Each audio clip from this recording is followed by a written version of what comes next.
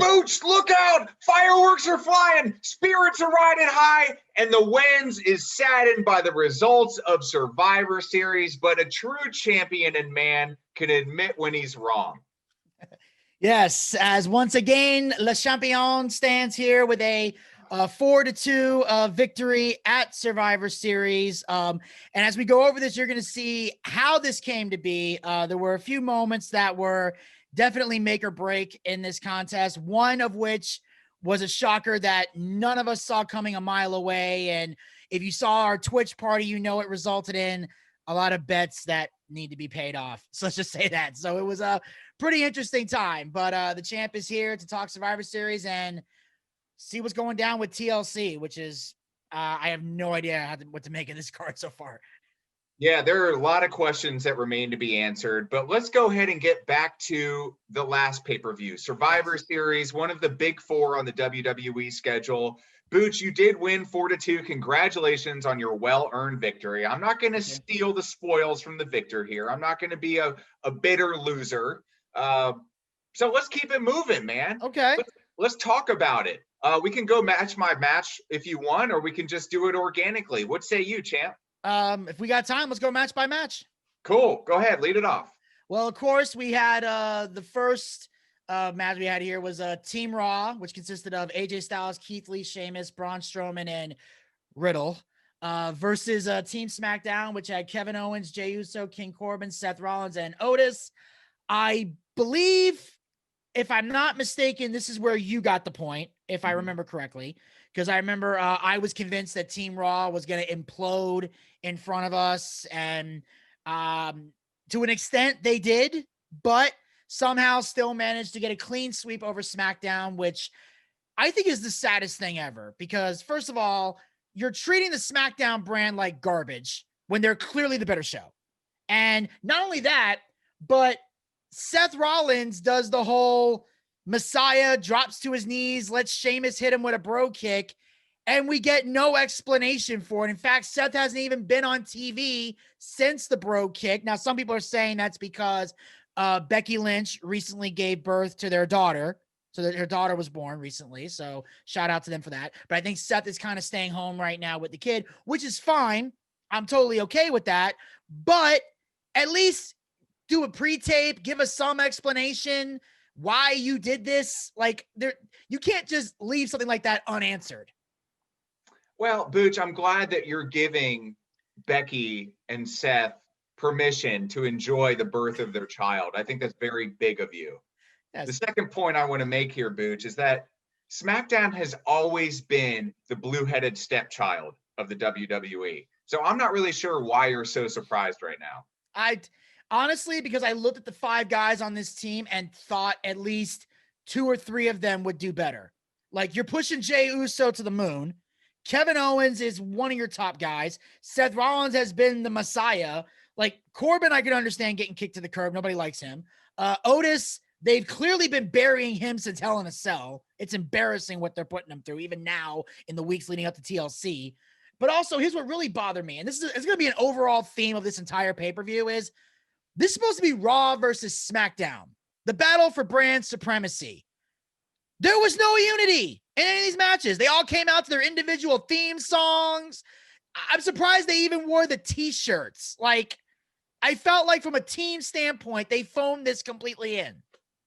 Yeah, I mean, Booch, even as you cited before this pay-per-view even launched, there was no t-shirt. There was no red, no blue, no teamwork, no Raw attacks SmackDown, SmackDown attacks Raw. And of course, it's all coming from the same place nowadays with COVID being what it is. But this has been the worst. It was the worst buildup and one of the worst executed Survivor Series in recent past. Would you agree with that? 100%. 100%. This was a sad pay-per-view. Like, I would tell, I hate to put the spotlight back on myself, but I'll just say this. If you watched the watch party that we had, you would have been more entertained by the arguments and debates we were having than you would have watching the pay-per-view itself. So it's a good thing we can't legally put the pay-per-view on there. We were more entertaining, and half the time we were just debating. I would say, Booch, a couple highlights for yours truly. One of which we'll get to the dead man retirement ceremony. Yes. Absolutely the highlight of the night. Second highlight for yours truly was seeing the gobbledygook pin R-Truth. Yes. How cool was that? It was I think great. the whole 24/7 title chase throughout the evening was impeccable. It couldn't have been done any better. And I loved it because it reminded people that 1990, that Survivor Series was not only the debut of The Undertaker, it was when the gobbledygooker came out of the egg. And So that was that's his why you're debut the as well. wrestling encyclopedia, Booch. That was his debut as well. So he's also, gobbledygooker also had 30 years in the game. And in 30 years, that's the first championship he ever won in 30 years. Wow. He finally got a belt around his waist, the 24/7 championship. You got to wonder how many gookers have played that part. Who was in that suit versus who was in the 1990 suit? I wish they, and here's the thing, at some point, like if the guy who originally played the gobbledygooker, assuming he's still playing it, if he, God forbid, passes away, they got to acknowledge that. At some point, they got to tell us who was in the suit, if other people played it, or if the Gooker ever gets inducted into the Hall of Fame, which would be hilarious if he did.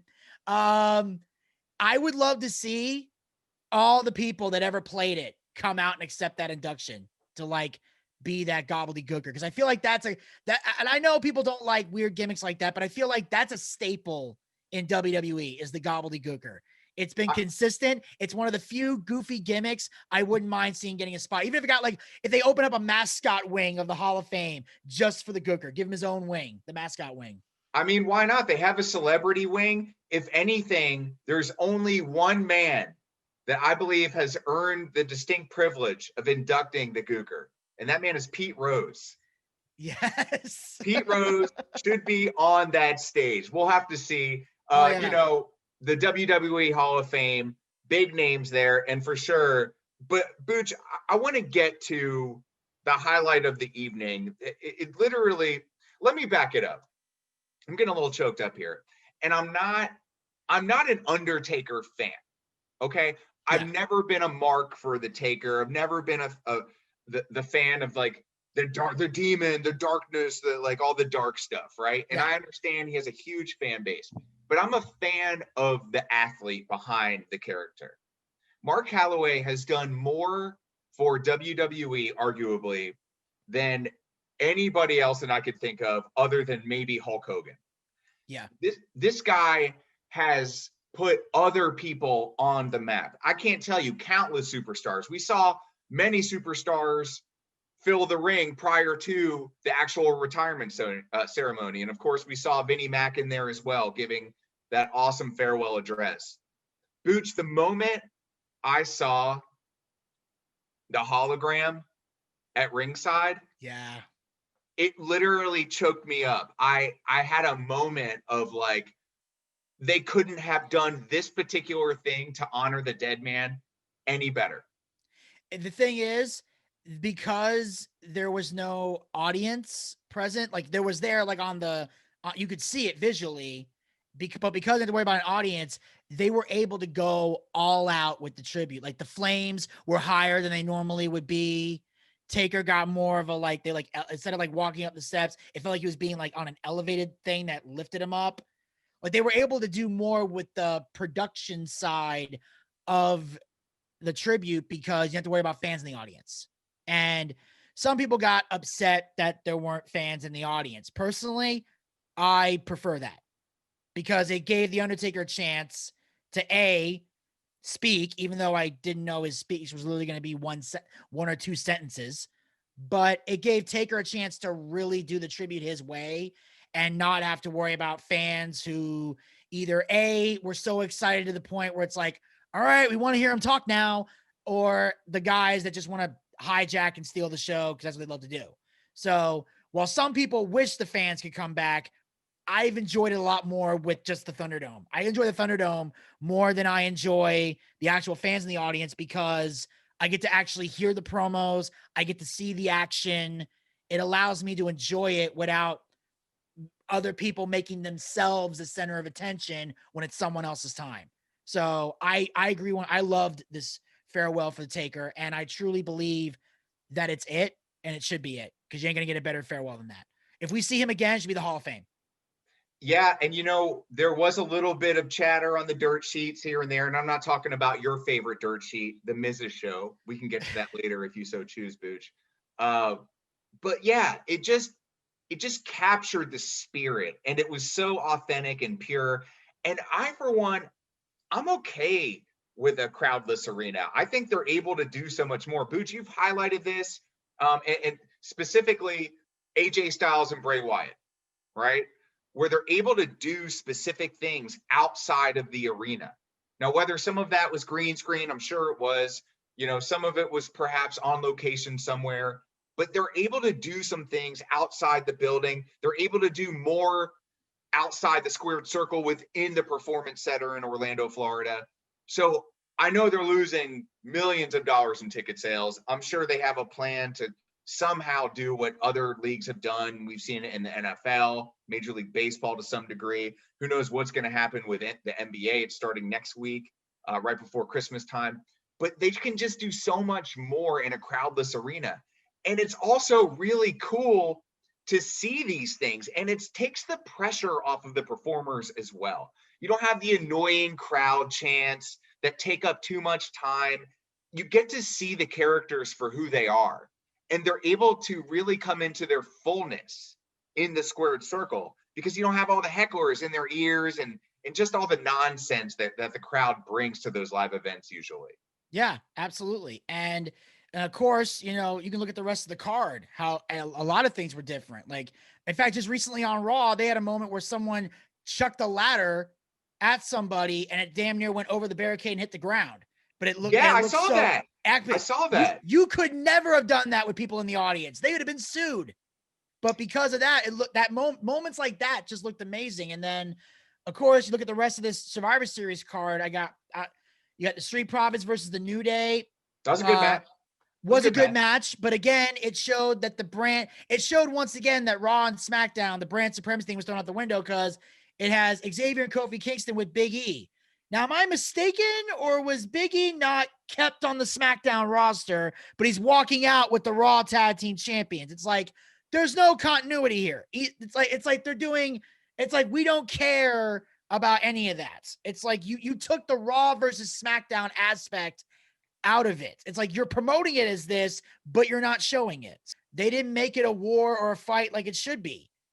Like, yeah, Biggie, like, I'm with my friends. They're not on your brand anymore. Like, it was ridiculous. Then I hope Bobby Lashley and Sami Zayn had a really good match. I enjoyed that. Then you had Sasha versus Asuka, which was great, but again, seen it a million times. So yeah.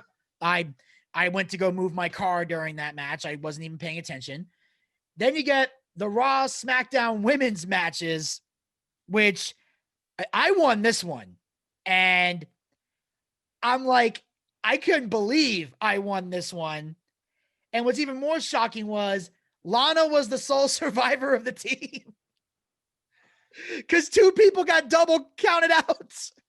And that was trickery. That was highway robbery. Oh, I know. We saw Lana playing a big role later on with the tribute to the troops. She allegedly did more push-ups than anybody else on the stage. I saw it. Her push-ups were not even halfway push-ups. So yeah, I know she's a veteran and all that, but it was just ridiculous. It was hokey. Oh yeah, it was. But I will say that watching the Street Profits on the tribute to the troops was amazing.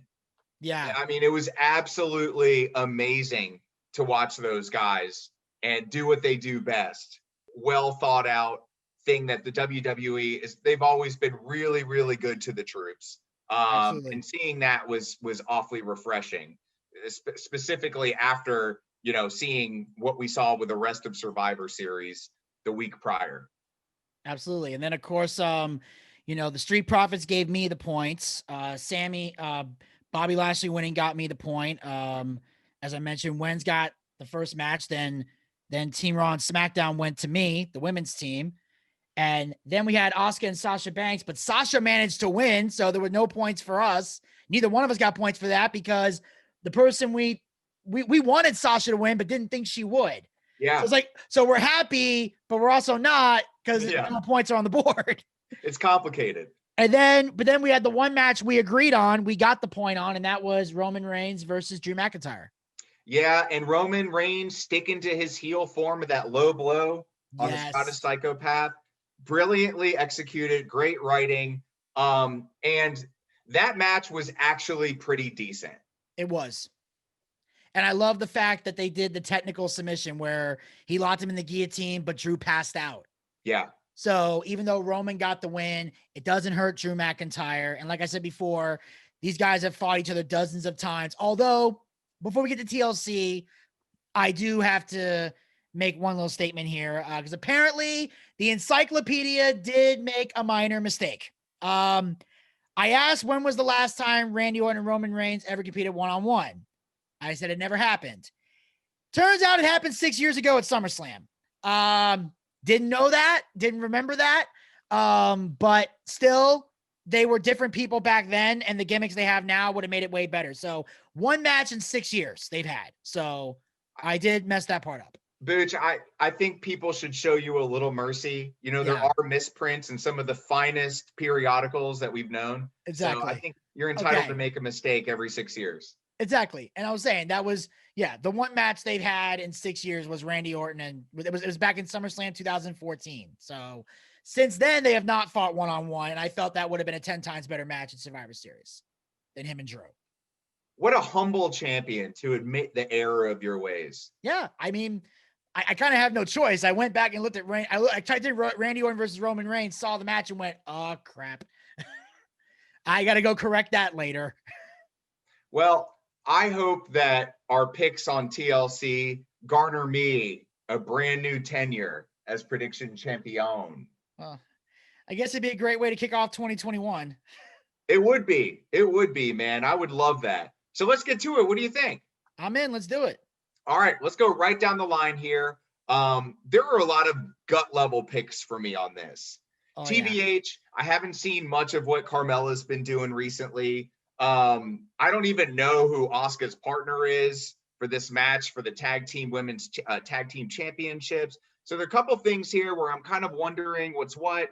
But you know what? We'll push through, and I'm going to let my gut determine some of these choices. But as champion, would you choose to receive the kickoff or defer to the second? I'll receive first. I'll do it. All right. So we have our champion, Drew McIntyre, taking on AJ Styles with his sidekick at bay in a TLC match for the WWE Championship. Booch, what say you, my man? Well, this is going to be an interesting one. There's a lot of factors at play here. Obviously, The Miz and Morrison are waiting in the wings for this. They've really put everything together. So but I got a good feeling. I don't see Drew McIntyre dropping this title anytime soon. And I feel like they did the quick thing with Orton because they want to make him one step closer to beating Ric Flair's record. I don't see a reason for Drew to lose the title or be entered in next month's Royal Rumble. He's already won last year. So I feel like Drew, if Drew's going to lose the title again, it should be at WrestleMania. And it should be to whoever is victorious in the Royal Rumble. So I'm going to go with Drew McIntyre on this one. I feel like he's going to find a way to win, assuming that The Miz doesn't cash in that night. But I think Drew's going to win the TLC itself. Yeah, I don't know if you caught it, but I did see the Nightmare Before TLC, and it was amazing. I read it. It was quite possibly one of the worst stories ever told. I give The Miz credit. He tried to rhyme. He really did. So I give him points for that. It was still a terrible story. He just kept getting interrupted by all these jabronis. You had AJ with his sidekick almost. By the way, is this guy, when is he going to come out of his shell? I thought I was going to see it Monday night. He had McIntyre tied up in the ropes, his head about to hit the floor. I thought we were about to see something happen with this guy. Based on what you know, based on what you've seen, obviously this guy has the size to compete on a heavyweight championship, Booch. What are they waiting for with this Omos character? Where did he come from? Do you know anything about this guy? Apparently he is he's from Nigeria and he is an actual professional wrestler. Obviously it's no secret he played college basketball, you can tell from his size. From the University of South Florida and Morgan State University is where he played.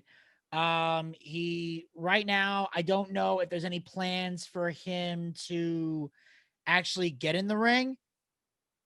But he's pretty much been he's been doing a lot of managerial stuff. Like the first match he really had was a 6-man tag. There was a team called 3.0 or something like that's Everrise in NXT. He beat them in a 2-on-1 handicap match. He just wrestled a bunch of house shows, Hmm. and then he just showed up as a security guard for AJ Styles. And right now, that's what he's doing for now. So I think right now they got him as a bodyguard type of role, but I think eventually they're gonna transition him to a wrestler spot. I just don't know who he's gonna face. My guess would probably be if at WrestleMania they decide to bring the Big Show back for a match, that might be his first one. Maybe Big Show might put over Omos, and that'll kind of give him that first spot to get into, because right now there's not a lot of people his size. So it would be a weird dynamic to see how he would wrestle. I know there's certain wrestlers, I don't care who he gets in the ring with, he's not going to sell. Otherwise, it's going to look not believable unless they do it in a smart way.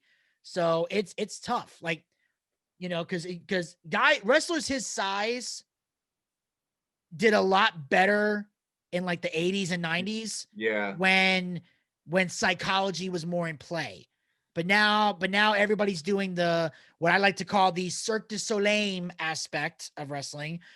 It's hard for him to fit in that spot.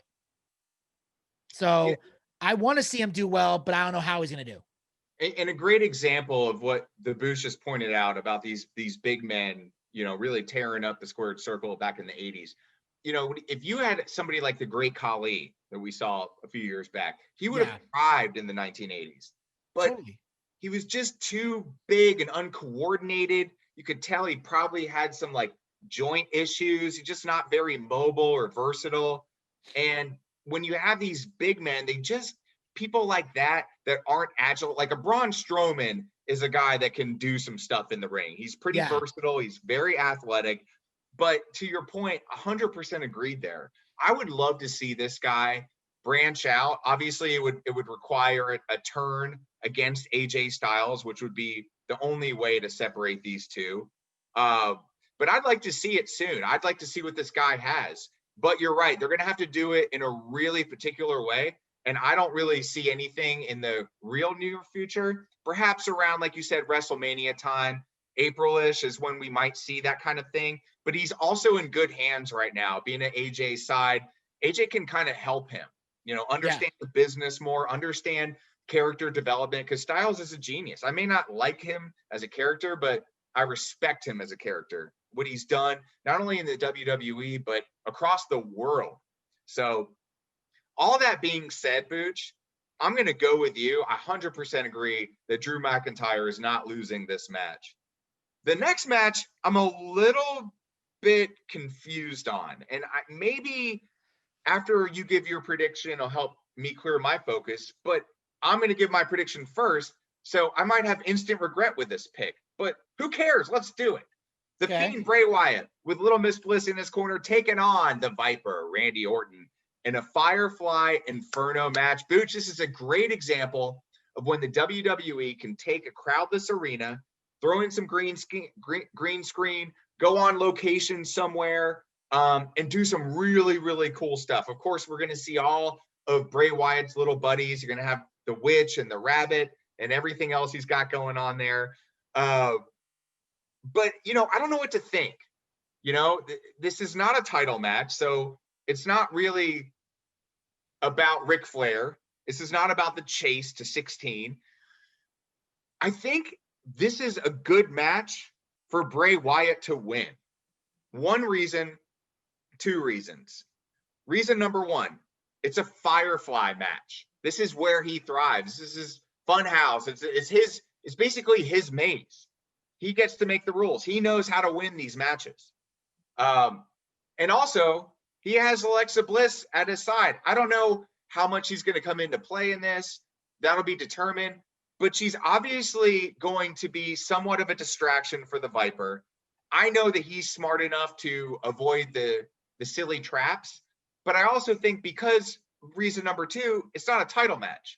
So if he loses, he's not buried. he's not 6 months behind on a title chase to catch up to Ric Flair. Woo! To 16. So for that reason, Booch, those two reasons, I'm going to go with the Fiend, Bray Wyatt, to beat Randy Orton in this Firefly Inferno match. That is definitely the smart way to go. I was trying to do some research on this because this is the first time hearing about the Firefly Inferno. I didn't know they added that, but basically, if it's what I think it is, I've seen the Inferno match before, and for those of you who may not know, the Inferno match, this is basically how it goes. It's usually two guys in a ring, and the outside of the ring is surrounded by fire. There's literally little gutters that have flames coming out of them. And your objective is to get one aspect of your opponent, the arm, the leg, whatever, to set on fire. Now, that was the case back in the day in the Attitude Era. Like Undertaker and Kane did that match where Kane had his arm set on fire, but they had it set up in a way to where they put this stuff around his arm. And as long as he held his arm in a certain way, it wouldn't burn him, and he didn't have to look into and as long as he didn't look into the flames, it wouldn't burn him and he'd be fine. So, and then of course, the closest they did to that was Kane and Bray Wyatt in the Ring of Fire. But that time they didn't set him on fire because of the PG rules. So they just had him pin him in the middle of the ring. So I don't know what this match is going to entail. I will say my biggest gripe with this is that they're doing it now and not WrestleMania. It really bothers me because of the big storyline these two have, that you would waste it on a TLC pay-per-view and not put this this is a WrestleMania match to me. 100%. Like even Firefly Inferno. I mean, I would have been happier if they made a tables match or chairs match or a ladders match or whatever. Or even have a match with Alexa Bliss in a shark cage. I would take that. But this is a great idea, but it's on the wrong pay-per-view. Like, for example, like Bray Wyatt was, the Fiend was taking on all the people that have wronged Bray Wyatt. Mm-hmm. Took out Daniel Bryan, took out Seth Rollins, took out Kane. Last year, WrestleMania, he faced John Cena. Why? Because a lot of people claim that Cena beating Bray Wyatt at WrestleMania 30 was the downfall of Bray Wyatt. I personally think it was the match with The Undertaker at WrestleMania 31, but that's just me. But the bottom line is, storyline wise, John was his ultimate conquest. So he beats John Cena. Now he's taking on all these other people, beating all these other people. Now he gets to Randy Orton, who committed the other atrocity leading up to WrestleMania, set the Wyatt House on fire. That's got WrestleMania 37 written all over it. Why are you wasting it at TLC? It bothers me to the death that they're doing this, but because it's an Inferno match,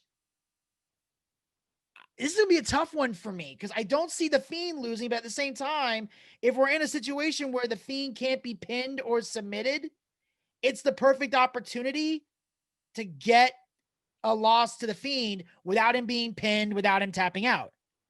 So I have no idea what's going to happen in this match. I'm going to hate myself the next morning probably, but because I think the Inferno match is going to involve someone being set on fire, and because it's the TLC and not WrestleMania, I'm rolling the dice. I'm going with the Viper. I'm going to say Randy Orton wins it. Wow. That is a huge roll of the dice. Snake eyes. It is. Oh, yeah.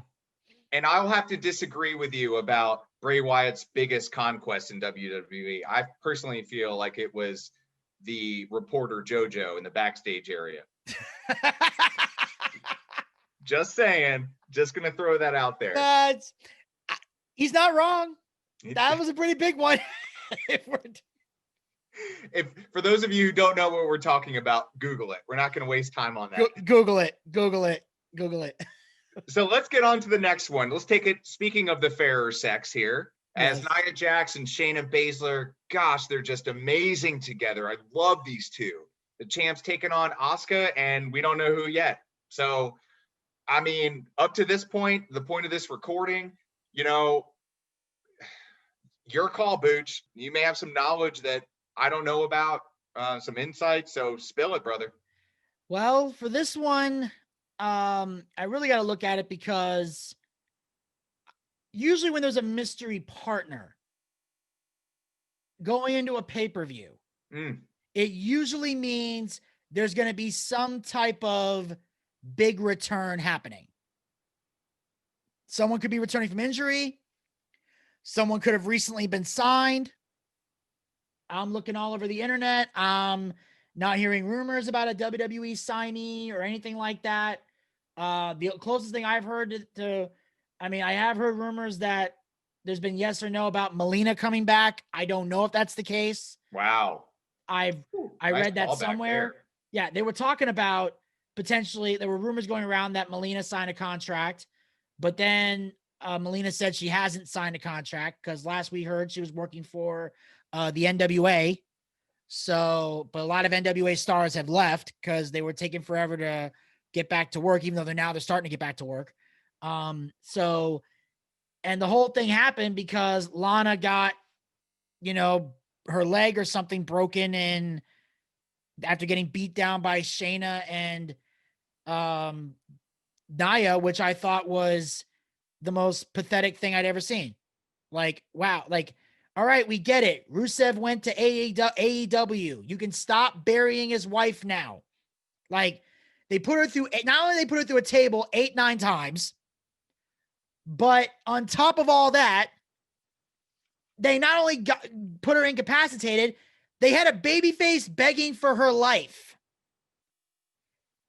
Babyfaces don't beg for their lives. A heel begs for his life. If a babyface is begging, it's because someone they love is going to be attacked. Great point. Anytime you saw a babyface freaking out, it's because the guy's going to attack his wife, or the guy's going to attack his girlfriend, or the guy's going to attack his best friend. Like, we're going to break his neck unless you do what I want you to do. It's like, all right. Just stop. I'll give you the title shot. Like that. Right. That's how that works. You do not beg for your own life. It was pathetic. If the goal was to get sympathy, you failed. You epically failed. It didn't work. You tried it. It failed. A babyface should never beg for their own life. You beg for someone else's life that you care about. And you don't believe me? Watch any movie that you've seen. When's the only time the good guy puts his gun down? If they've got their gun, he loves is in jeopardy. Yeah, they say drop your gun or I blow her brains out. They drop the gun. Right. Otherwise, that gun is in my hand and I'm going to kill you. Even if they got the jump on them, they'll say something clever like "Do your best." They're still not. They show no fear. Right. So that was stupid to me. But I guess they did it to take Lana out of the equation. Now they're going to put her with a different partner. I have no clue who it could be, but I got a feeling that it's going to be somebody big. And there's a chance it could be a big enough name for them to take, for the two of them to take the belts. I mean, that's what it comes down to, Booch. I mean, ultimately, like, can this mystery opponent, can whoever this is, anchor this tag team with Asuka at her side to beat Nia Jax and Shayna Baszler? And by the way, this isn't yesterday's news. These two aren't anywhere close to realistically losing this title. Like, they're so over. They're two of the most deserving competitors. I mean, Nia Jax, Booch, back in the old world, I mean, I've been a mark for Nia Jax since she came on the main roster. We both have. How many times did I lose these prediction championship matches with you? Because I chose Nia Jax and she continually gets buried. Yeah. And this is what I'm worried about. Is it time again for Nia Jax to get screwed because she's not the hottest girl in the locker room? Because Shayna Baszler isn't the hottest girl in the locker room? Let's be honest. Yeah. Like, if they lose this match, it's going to be to prettier faces. Yeah. And it sucks. And it's an absolute travesty if they lose this match. And I'm getting heated about it because, like, these two together are, in my view, correct me if I'm wrong, and I may be, but in my view, in my heart, in the way that I've watched this sports entertainment for years and years and years, these two are some of the most dominant, skilled tactical, fun. I mean, the total package. So at what point can you just let these women do what they do? Can you just let them be champions for a while? I'm okay with them losing, I guess, at Mania. Like it would suck and I'd be disappointed, but I get it. But now, in the way that you frame it, Booch, I'm scared. I'm like, I mean, if I choose against him, I'm choosing, the mystery flavor of my airhead. Essentially. Like Pretty that's much what it comes down to. And yeah, it's like we got the mystery airhead and Japanese gibberish who could be the next tag champions. And Asuka's already got the Raw women settled. So the only logical thing I could think of is they win the tag belts and then one of them takes the Raw Women's Championship from Asuka. And if I could choose, I hope it's Shayna Baszler because I got a strong feeling, and I'm making a real early prediction here, but it may change the next time we speak. But I got a strong feeling Becky's making a return at the Royal Rumble. I mean, when did they have their strong kid? Feeling, and I think she's going to win it again.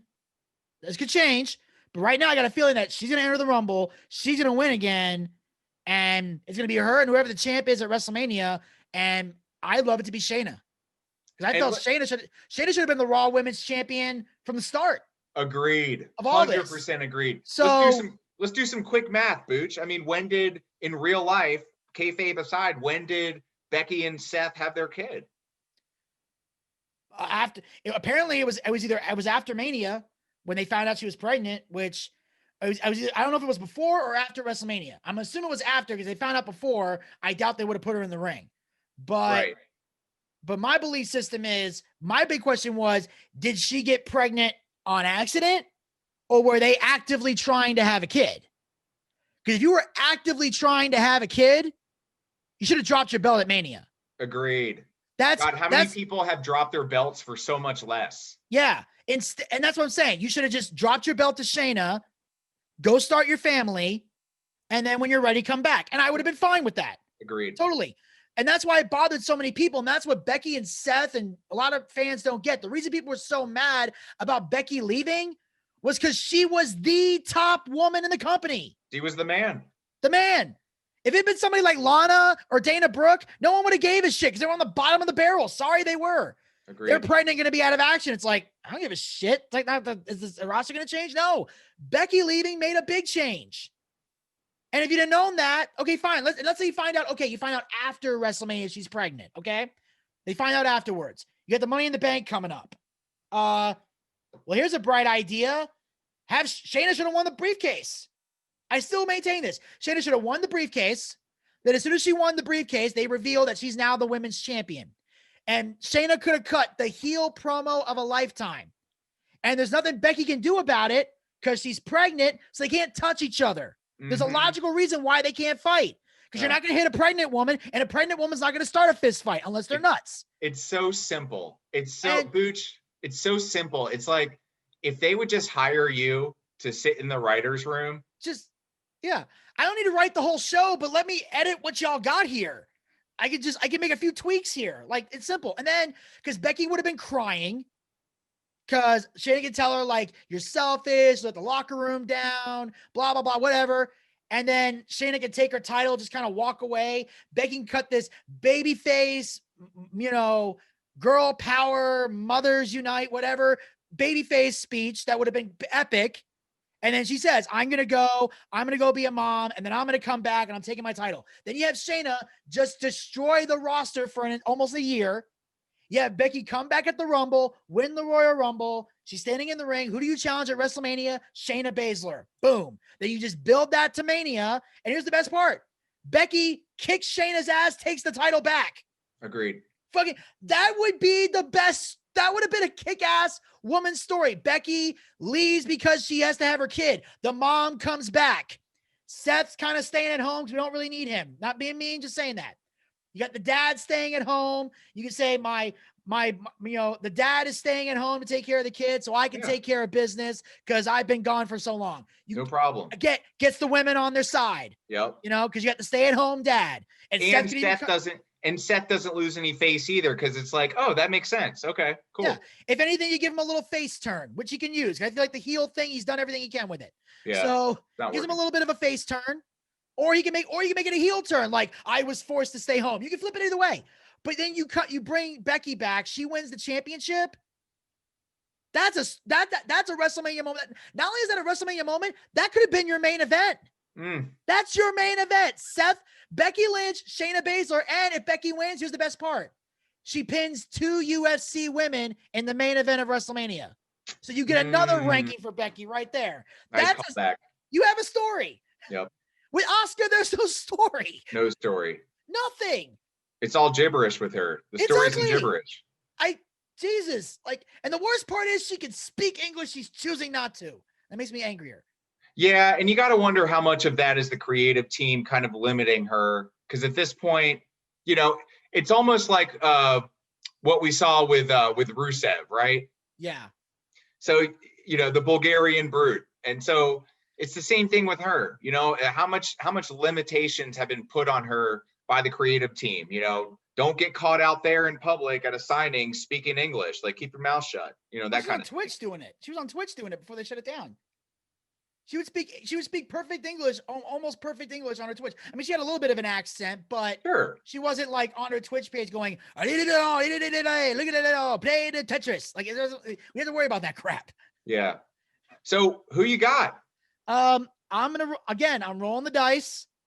I'm going to go with Asuka and the mystery person because I feel like this mystery person is going to be a big one. If it was her and Lana, I'd side with Nia and Shayna 100%, but I got a feeling they would not do this unless they're going to bring in a big name. Maybe I'm giving them too much credit. I'll find out the 21st. Man, see, this is what happened last time. We came to this quandary where I thought, it's Sasha Banks versus Asuka. Are they going to do the right thing? WWE, are you going to do the right thing this time around? Are you going to let Shayna and Nia do what they do best for at least another month? Hopefully another 4 or 5 months. That'd be great. But I don't trust them, Bucci. I don't trust them to do the right thing. And like, logically, from an analytic standpoint, it's just a no freaking brainer. You don't know who Asuka's partner is. She's going against Nia Jax and Shayna Baszler, 2 of arguably the best in the business at this point in time, perhaps arguably some of the best of all time if you really just look at it analytically.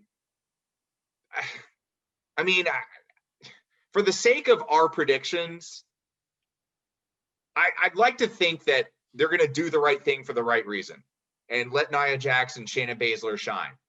Okay. So I'm going to go with Nia Jax and Shayna Baszler and believe with the last ounce of faith in WWE that I have, the last ounce, that they're going to let them shine. So I'm going to go with Nia Jax and Shayna Baszler. We got to move on from this match. It's getting me heated, Bucci. All right, let's do it. Let's talk TLC, Universal Championship on the line as the break stuff and leave man hits the ring with Heyman at his side, taking on Kevin Owens. I mean, this is going to be the match of the night. Yeah. I mean, Kevin Owens in a TLC match, this man has no fear of doing a belly flop on that beer gut from 20 feet up on a table and hearing the crowd yell, holy you know what. Yeah. We're not going to have a crowd. We're going to have a bunch of people, monitors yelling, holy what. So it's my turn to pick first. This is a freaking no-brainer for me. Roman Reigns is going to win this match. And I think it's going to be a great match. And I think Kevin Owens is going to create a whole lot of doubt throughout this match. Oh, he is. And he does it very well. And I love Kevin Owens for that. Fight Owens, fight. Like, that's what he does. And Roman Reigns, he's so damn lovable now. Like, Booch, and people that have been listening to the show since its inception back in 2017 when we started this jam, I've hated Roman Reigns. I can't stand the guy. But now he's different. Paul Heyman saved the day. He's such a good heel. We saw it last time with the low blow to McIntyre. We've seen it time and time again, him turning against the family. Like, dividing a Samoan heritage. Like, who does that? You didn't see it with The Rock. You didn't see him turn. The only turn that we maybe saw a little bit was Nation of Domination, but that stuff imploded anyway. It was a weak gimmick. It was not sustainable. This is sustainable. Yeah. Roman Reigns in his current form is so damn lovable. My heart does this. It does what the Grinch's heart does. It goes from this to this. I love the guy, and it's not going to stop anytime soon. And if it does, shame on WWE for ruining a perfect thing. The Wenz's heart grew 3 sizes that day. It's pretty simple. Roman Reigns has to win this match. WrestleMania is around the corner. He's not going to lose this championship to Kevin Owens. I don't see a disqualification happening. For the love of God, it's a TLC match. What could happen? There's no countouts. You know, I mean, at worst, we'll get a referee stoppage, which people will misconstrue as a disqualification. But even then, if it's a DQ, he still retains. So exactly, Kevin Owens wins even if he loses. So both of these men win this match by Roman Reigns winning this match. Exactly. And what's great, the only complaint that I have about this is that I feel like it should have been just a tables match, because Roman keeps talking about being the head of the table. So I'm like, why not just make it a regular tables match? We already have one TLC match. Why do we need 2? That was my philosophy. That was my opinion. I felt like this match should have been just a tables match, and it would have been more interesting. But I guess, but either way, I'm sure I agree. It's going to be the match of the night. And I definitely believe Roman is winning, because I don't see him dropping the belt anytime soon. And he needs to remain, he needs to have a winning streak, at least going into WrestleMania. Because right now, WrestleMania, there are now rumors circling the internet that right now there are 2 people in line to face Roman Reigns at WrestleMania. Oh, please don't say Bill Goldberg. That is one option. Ugh. Because it was supposed to happen last year and it didn't.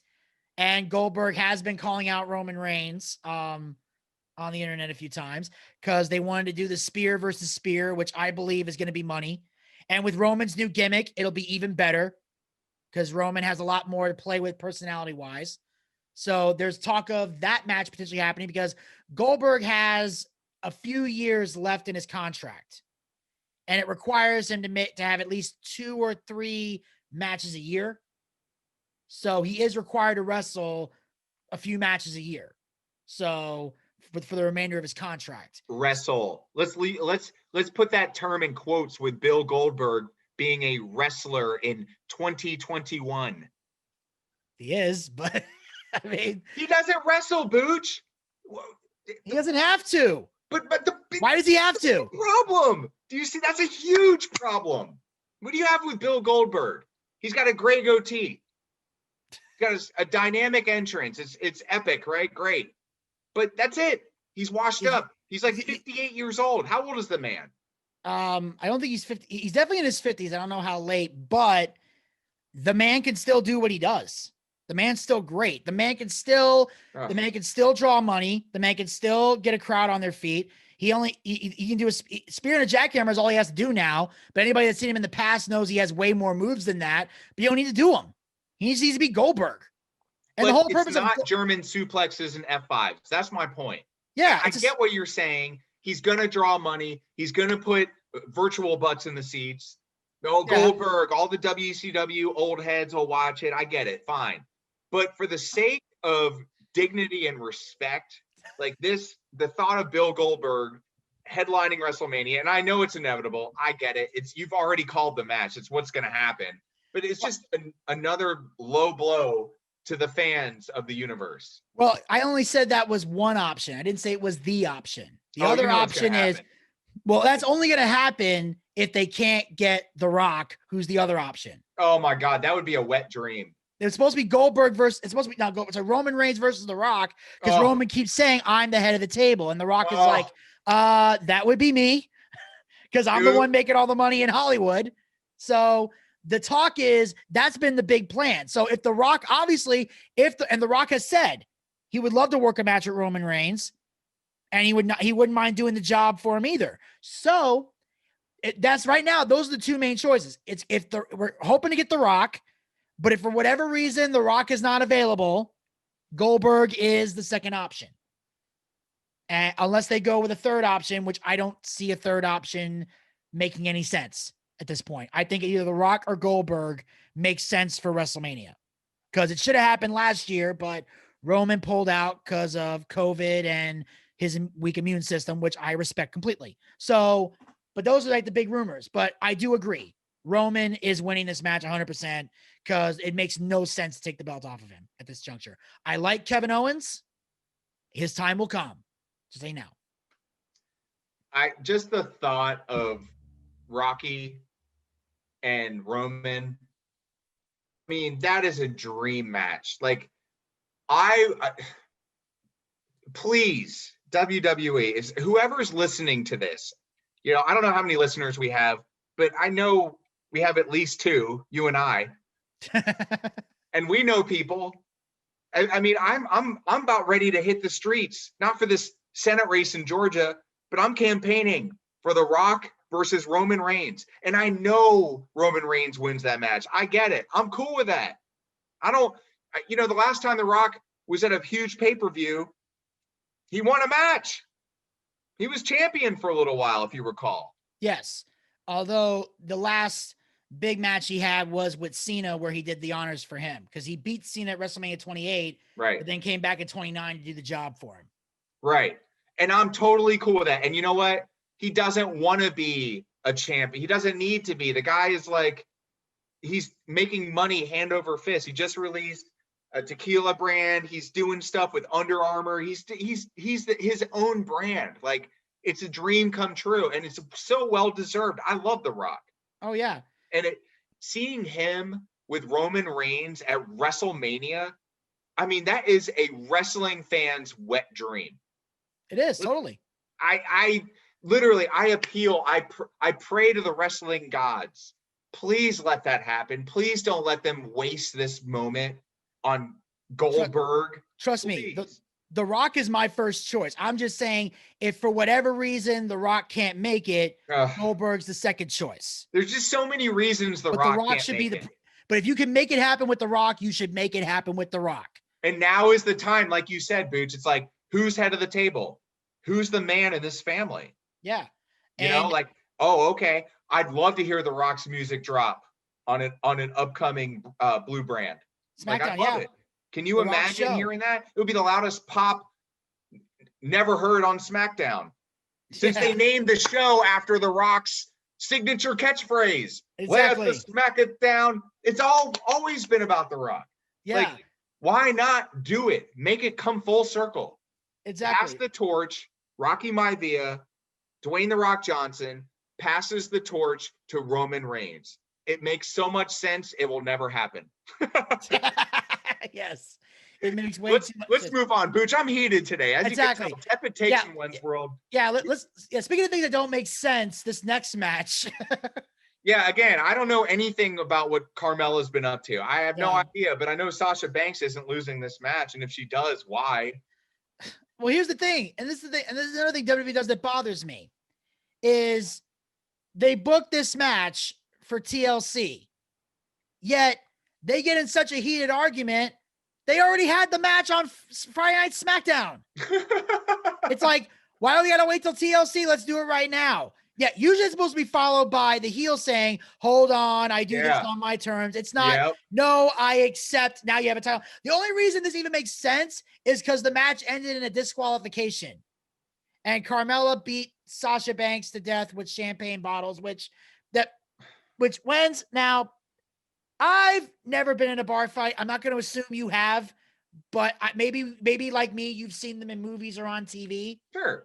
When have you ever seen somebody take a beer bottle or a champagne bottle and break it across somebody's back to inflict pain? Other than at holiday family functions, never. Because am I the only one that thought that made zero sense to do that? Like, if you're gonna crack a bottle, you crack it over somebody's head. Yeah. And you gimmick it up so that when it does hit the head, it's not gonna concuss somebody. Right. Hell, in AEW they did that. Jericho and Moxley were drinking a little bit of the bubbly, and then Moxley turns on Jericho, smashes a bottle in his face. It collapses all over his face. Then he hits him with what we called the dirty deeds. It's now called the paradigm shift. Boom, hits him with it and takes off. You hit them in the head. Who smashes a glass over somebody's back? That is the dumbest thing I've ever seen in my life. And then Michael Cole acting like it was so heinous. No, it was stupid. Yeah, it was Michael heinous. Yeah. I mean, yeah.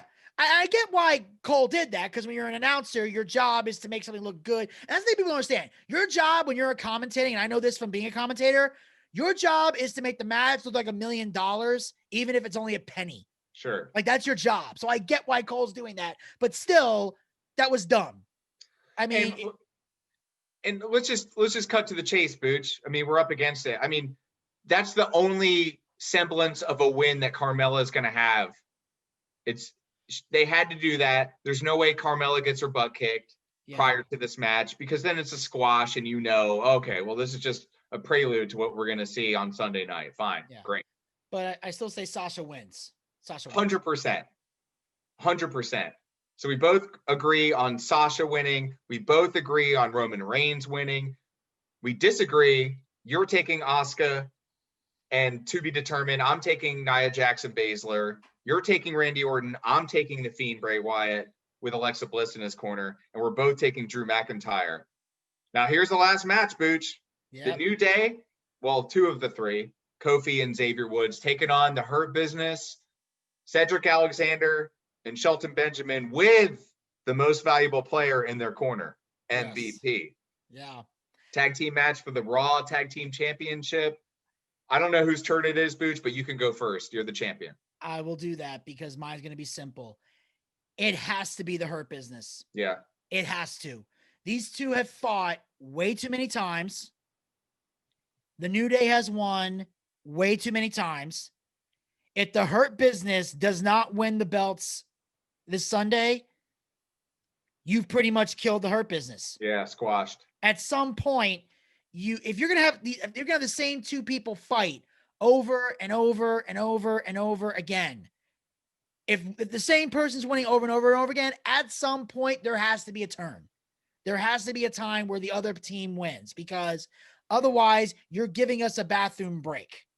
Now, I'm believing, because this is at a pay-per-view, this is where the turn's going to happen. Now we're going to see the Hurt Business win, because they were losing on all the Raws leading up to Survivor Series, on all the Raws leading up to TLC. Maybe they might have won a couple singles matches. I don't know. But at this point, the Hurt Business, they need those tag belts. And it's weird for me because I hate seeing Shelton Benjamin holding a tag team title. It irks me because I feel like he should be. I feel like that is a WWE champion material wrestler. But in this case, I can't be too choosy. So they got to be the tag champs. They got to.